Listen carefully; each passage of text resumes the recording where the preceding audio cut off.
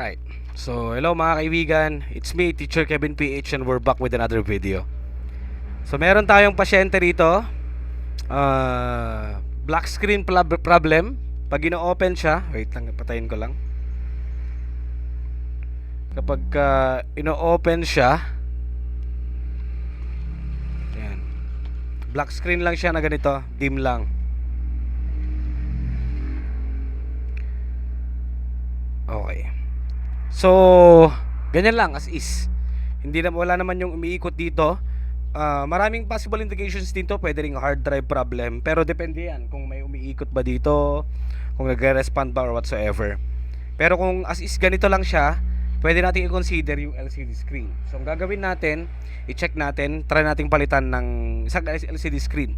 Meron akong sample dito na meron ding problem, pero kung mag-display siya, ibig sabihin si screen ang problema natin. Alright? So, kasi bago daw si client, biglang daw parang nag-blink siya. So, Acer to. Acer Aspire ES14. Remove natin yung LCD screen, then try nating salpakan ng bago.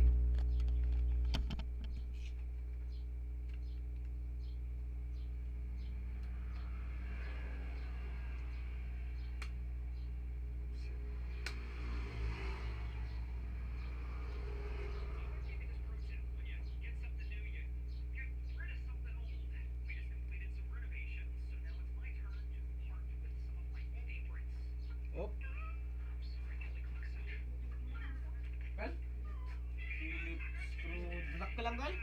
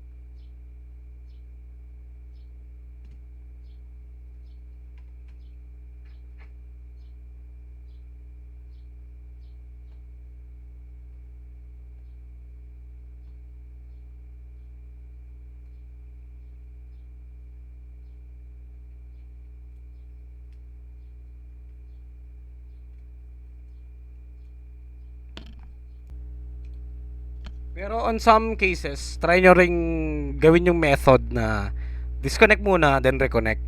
Pero kung wala pa rin, that means mayroong problema sa LCD. Okay?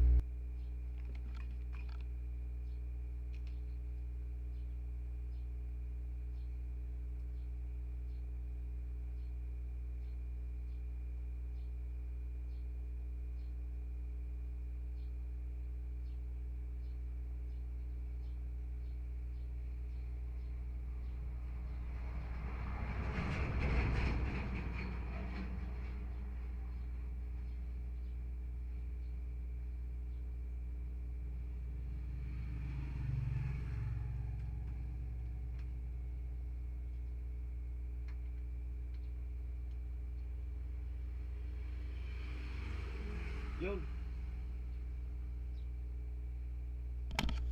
Katulad ng sinabi ko, tester lang natin to pero meron siyang display, mga kaibigan.